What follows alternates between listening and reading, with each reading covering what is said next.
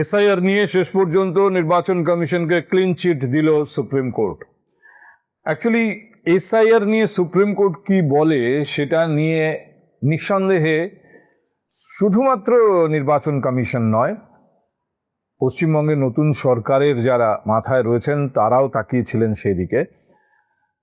আমি দেখলাম কল্যাণ বন্দ্যোপাধ্যায়, তৃণমূল কংগ্রেসের সাংসদ, বিশিষ্ট আইনজীবী, তিনি এসআইআর নিয়ে সুপ্রিম কোর্টের মন্তব্য শোনার পর বলছেন যে এটা বিহারে যে এসআইআর হয়েছে সেই এসআইআর নিয়ে সুপ্রিম কোর্ট বলেছে, কারণ মামলাটা সেটা নিয়েই ছিল, পশ্চিমবঙ্গের সঙ্গে এর কোনো সম্পর্ক নেই। পশ্চিমবঙ্গে যে লজিক্যাল ডিসক্রিপেন্সি অ্যাপ্লাই করা হয়েছে সেটা এখানে আলোচনায় আসেনি, ইত্যাদি ইত্যাদি। কিন্তু এটুকু স্পষ্ট বোঝা যায় যে এসআইআর নিয়ে যদি সুপ্রিম কোর্ট একটা নেগেটিভ কমেন্ট করত, কোনো জায়গায় সামান্য খুঁত ধরতো বা আশঙ্কা প্রকাশ করতো এখানে নির্বাচন কমিশন তাদের এখতিয়ারের বাইরে গিয়েছে, তাহলে সেটা নিয়ে বিরোধীরা ঢাক ঢোল পিটিয়ে মাঠে নেমে পড়তো। কিন্তু সেই সুযোগ বিরোধীরা আপাতত পাচ্ছে না। সুপ্রিম কোর্ট স্পষ্ট করে দিয়েছে এসআইআর সম্পূর্ণ আইনত হচ্ছে এবং এই আইনত এই প্রক্রিয়া সম্পন্ন করার পুরো দায়িত্ব নির্বাচন কমিশনের ওপর। নির্বাচন কমিশন বরং অনেক বেশি নথি দেওয়ার সুযোগ দিয়েছে এসআইআরে নিজেদের ভোটাধিকার এনশিওর করার জন্য, নিজেদের ভোটার হিসেবে প্রমাণ করার জন্য। আর কাগজপত্র নির্বাচনের ভোটার তালিকা সংশোধনের সময় নির্বাচন কমিশন একজন ভোটারের কাছে চাইতেই পারে। ফলে এসআইআর এই মুহূর্তে বিরোধীদের কাছে কোনো শক্ত ইস্যু হিসেবে থাকলো না। কিন্তু তার মানে কি পশ্চিমবঙ্গের নতুন সরকারের সামনের যে রাস্তা তা সম্পূর্ণ গোলাপের পাপড়ি বিছানো? একেবারেই নয়। দেখুন, সব থেকে বড় যে চ্যালেঞ্জ নতুন সরকারের সামনে আছে, সেটা আমার ধারণা আপনারাও আমার সঙ্গে একমত হবেন, সেটা হলো মানুষের প্রত্যাশা পূরণ। তারা নিজেরা বলছে যে আমরা এসেছি মানুষের জন্য, মানুষের কাজ করব, আইনের শাসন প্রতিষ্ঠা করব এবং আপনাদের যে প্রত্যাশা সেই প্রত্যাশা আমরা পূরণ করব। ইনফ্যাক্ট সাধারণ মানুষ তো সেই প্রত্যাশা নিয়েই বসে আছে যে এই সরকার অনেক কিছু করবে যা এই রাজ্যের ভবিষ্যৎ প্রজন্মের জন্য একটা উজ্জ্বল ভবিষ্যৎ তৈরি করবে। সব থেকে বড় যেটা, সেটা হচ্ছে শিল্পায়ন।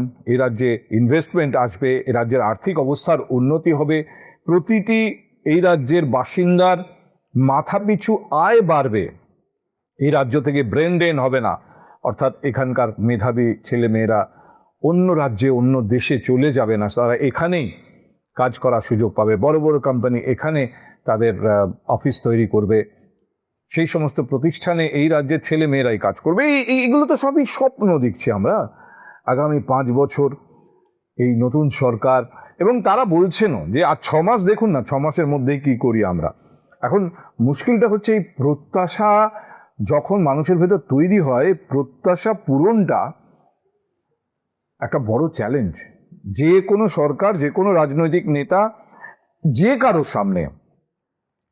আমি একটা ছোট্ট গল্প মনে পড়ে যাচ্ছে আমাকে, এক সিনিয়র সাংবাদিক আমাকে বলেছিলেন প্রিয়রঞ্জন দাস মুন্সি সম্পর্কে, যে হাওড়ায় তখন তিনি প্রিয়রঞ্জন সাংসদ, সেখানে তিনি সেখানকার মানুষের সঙ্গে সেখানকার দপ্তরে বসেই কথা বলেন, সেখানে তার বাসস্থানও ছিল। প্রিয়রঞ্জন দাস মুন্সির কাছে এক বৃদ্ধ এসেছেন, তার কন্যার বিয়ে দিতে হবে, তার হাতে টাকা পয়সা নেই, তাই সাহায্য চাইতে। প্রিয়রঞ্জন দাস মুন্সি তাকে বললেন আপনার কত টাকা হলে মোটামুটিভাবে কাজটা হয়ে যায়? তিনি বললেন আমার অন্তত 5,000 টাকা লাগবে। প্রিয়রঞ্জন দাস মুন্সি তাকে বললেন যে 5,000 কেন, আমি দেখছি, আপনি আসুন, আমি আপনাকে 7-8 হাজারের একটা ব্যবস্থা করে দেবো, আপনি চিন্তা করবেন না, আপনি অমুক দিন আসুন, বলে তাকে একটা দিন মেনশন করলেন যে তার মধ্যে আমি একটা কিছু ব্যবস্থা করে রাখছি।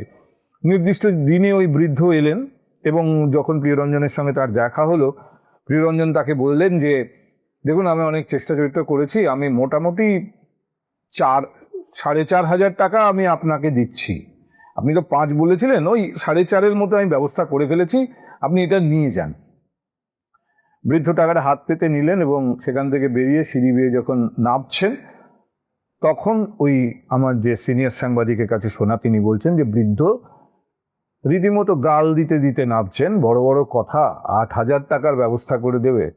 অর্থাৎ এই যে তাকে একটা প্রত্যাশা জাগিয়ে দেওয়া হয়েছিল, সেই প্রত্যাশাটা পূরণ না হয়, যদিও তিনি 4,500 টাকা পেয়েছেন আর 500 টাকা জোগাড় করতে পারলেই তিনি কন্যাদায় থেকে উদ্ধার হয়ে যাবেন ইত্যাদি, কিন্তু ওই 4,500 টাকাটা তখন আর তার কাছে বড় নয়, 8,000 পাওয়া গেল না এটাই তার কাছে তখন বড়। এই প্রত্যাশা পূরণের চ্যালেঞ্জটা এই জায়গায়, যদি আপনি প্রত্যাশা তৈরি করেন তাহলে এইটা পূরণ করতে না পারলে আপনাকে এই গালিটা খেতে হবে। নতুন সরকারের যে কোনো কাজ মানুষ দুহাত তুলে সমর্থন করছে মনে হচ্ছে যেন। এই যে একের পর এক তৃণমূলের বিভিন্ন স্তরের নেতা কাউন্সিলর ধরা পড়ছে, এই শুনলাম এবারেও নির্বাচিত হয়েছেন যে বিধায়ক, পুরীতে গিয়ে পালিয়েছিলেন, সেখান থেকে পুলিশ তাকে গ্রেপ্তার করে নিয়ে এসছে। কিন্তু মুশকিলটা হচ্ছে যে এই সমস্ত কিছুকে মানুষ দুহাত তুলে স্বাগতম জানাচ্ছে, একে মানুষের মনে হচ্ছে যে তারা প্রত্যেকে খুব খুশি হচ্ছে একটাই কারণে, তারা মনে করছেন সরকার যা করছে সাধারণ মানুষের স্বার্থে, আইনের শাসন কায়েম করার স্বার্থে। প্রত্যাশাটা কিন্তু আরো বাড়ছে। কিন্তু কোথায় ভুরুটা কুচকালো প্রথম? এই প্রশান্ত বর্মনের জামিন পেয়ে যাওয়ার ঘটনাটাই ধরুন। একজন বিডিওর বিরুদ্ধে অভিযোগ, তিনি সরকারি গাড়ি ব্যবহার করেছেন ওই অপরাধে। এক ব্যবসায়ীকে অপহরণ করে আনা হয়েছে, পরে তার মৃতদেহ পাওয়া গেছে, পুলিশ প্রমাণ করেছে অপহরণ হয়েছে, যে গাড়িতে নীল বাতি লাগানো গাড়ি ওই বিডিওর, পুলিশ প্রমাণ করেছে মৃতদেহ হয়তো সেখানেই ক্যারি করা হয়েছে।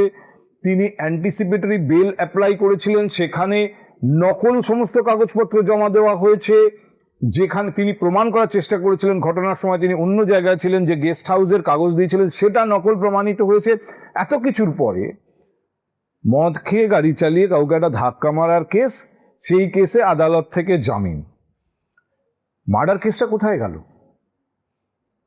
তার বিরুদ্ধে নাকি চার্জশিটে নাকি তার নামই নেই, তার বিরুদ্ধে সুপ্রিম কোর্ট তাকে বলেছিল আত্মসমর্পণ করো গিয়ে জানুয়ারি মাসে, তারপর থেকে তাকে অ্যাবসকন্ডিং দেখানো হচ্ছিল। সেই প্রশান্ত বর্মন ড্যাং ড্যাং করে জামিন নিয়ে বেরিয়ে চলে গেল। মানুষের কিন্তু কোথাও একটা ভুরু কুচকাতে শুরু করেছে এই একটা ঘটনাতেই। দেখুন, পুলিশের এটা ব্যর্থতা, পুলিশের এটা নেগলিজেন্স, যাই হোক না কেন সরকার কিন্তু এখন বিজেপির, মুখ্যমন্ত্রীর নাম শুভেন্দু অধিকারী, পুলিশ তার হাতে রয়েছে এখনো পর্যন্ত। এই যে একের পর এক তৃণমূল নেতা কাউন্সিলর গ্রেপ্তার হচ্ছেন, বিভিন্ন স্তরের নেতা গ্রেপ্তার হচ্ছেন, এই পুলিশ যার এফিসিয়েন্সি লেভেল এই, যে প্রশান্ত বর্মনের মতো অভিযুক্ত জামিন নিয়ে বেরিয়ে যাচ্ছে, তার নাম নাকি চার্জশিটেই নেই, তো যাদের এখন গ্রেপ্তার করা হচ্ছে, যাদের গ্রেপ্তার করা হচ্ছে বলে মানুষ খুশি হচ্ছে, তাদের বিরুদ্ধে ঠিকভাবে মামলা সাজাতে পারবে, ঠিকভাবে মামলা আদালতে নিয়ে প্রমাণ করতে পারবে পুলিশ, নাকি তারাও বর্ষা নামার আগেই ড্যাং ড্যাং করতে করতে সব বিভিন্ন আদালত থেকে বেল নিয়ে ফেরত আসতে থাকবেন? এই চ্যালেঞ্জটা কিন্তু সামনে আছে। আমার মনে আছে যখন অনুব্রত মণ্ডলকে কেন্দ্রীয় এজেন্সি অ্যারেস্ট করে নিয়ে যায়, তখন বিশিষ্ট আইনজীবী এবং মমতা সরকারের অন্যতম বড় সমালোচক অরুণাভ ঘোষ, তিনি আমাকে বলেছিলেন, অন ক্যামেরা বলেছিলেন, যে এগুলো নাটক, অনুব্রতর বিরুদ্ধে মামলাটা ঠিক মতো প্রমাণই করতে পারবে না ইডি, এবং সেটা যেটা করলে করা যেত, উনি বলছেন আমি আইনজীবী, আমি জানি আদালত কি প্রমাণ চায়, সেদিকে নজর নেই। আলটিমেটলি কিন্তু অনুব্রত, তার মেয়ে, সবাই জামিন পেয়েছেন। সেই মামলা চলছে, সেই মামলা কবে শেষ হবে এবং তাদের বিরুদ্ধে আদৌ কিছু প্রমাণ করা যাবে কিনা আমরা জানি না। ঠিক একই রকমের আশঙ্কা প্রশান্ত বর্মনের ঘটনার পর তৈরি হচ্ছে, যে পুলিশের যা এফিসিয়েন্সি লেভেল প্রশান্ত বর্মনের মামলায় দেখা গেল, তাতে এই যে তৃণমূল কংগ্রেসের বিভিন্ন স্তরের নেতা, বিভিন্ন কাউন্সিলর, যাদের তোলাবাজি, বেআইনিভাবে জমি দখল, পুকুর বোজানো, তোলার সঙ্গে পাশাপাশি মানুষকে নানাভাবে উৎপীড়িত করা, এই সমস্ত অভিযোগ আদৌ এই পুলিশ প্রমাণ করতে পারবে? তো এখনো পর্যন্ত নতুন সরকারের মন্ত্রিসভা পুরোপুরি নয়, সম্পূর্ণ নয়। দেখুন, কিছু কাজ তো ব্যুরোক্র্যাটদের দিয়ে হয়, সেগুলো হচ্ছেও এবং খুব দ্রুত গতিতে হচ্ছে, কিন্তু পলিটিক্যাল পার্ট, যে রাজনৈতিক কাজগুলো, সেই রাজনৈতিক কাজগুলোই কিন্তু এখনো পর্যন্ত সেরকম কোনো গতি আমাদের চোখে পড়ছে না। মানুষ বামেদের ভোট দেয়নি, অর্থাৎ বামেরা রাজনৈতিকভাবে এই সরকারের বা এই সরকারি দলের খুব নিকটতম প্রতিদ্বন্দ্বী এখনো পর্যন্ত নয়। অন্যদিকে যারা নিকটতম, যাদের 80টা সিট এবারের বিধানসভা নির্বাচনেও পেয়েছেন, যারা 80 জন বিধায়ক, কিন্তু তাদের কোমরটি ভেঙে গেছে। তৃণমূল কংগ্রেসের এই মুহূর্তে কোমরে কোনো জোর নেই। এই যে 80টা আসন তারা পেয়েছে, এটাও আগের তৃণমূল, 4 তারিখের আগের তৃণমূল, 4 তারিখের পরের তৃণমূল 4 নম্বরে শেষ করছে। ফলে এটুকু পরিষ্কার বোঝা যাচ্ছে যে তৃণমূল কংগ্রেসও রাজনৈতিকভাবে বিরাট কিছু প্রতিদ্বন্দ্বী এই সরকারের সামনে, এই সরকারি দলের সামনে নয়। এই তৃণমূল কংগ্রেসের যারা জিতে এসছেন বিধায়ক, বিভিন্ন জায়গায় যারা কাউন্সিলর, তাদের তো বোধহয় 50% এই মুহূর্তে জাস্ট দরজা খোলার অপেক্ষায় আছে। কোনোভাবে তারা ওই শ্রমিক ভট্টাচার্য ভালো তৃণমূলের গল্প শুনিয়েছেন, তারা ভালো তৃণমূল হতে চাইছেন, যাতে দরজা খোলা পেলেই তারা গেরুয়া শিবিরে ঢুকে পড়তে পারেন।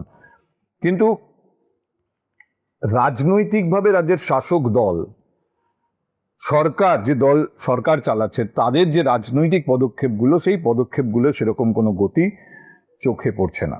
তবে এটাও হতে পারে যে ঠিক আছে, রাজনৈতিক প্রতিদ্বন্দ্বী সেই অর্থে এক্ষুনি চ্যালেঞ্জ করার মতো কেউ নেই, আর 20 দিনের মাথায় নতুন সরকারকে কী বা চ্যালেঞ্জ করবে।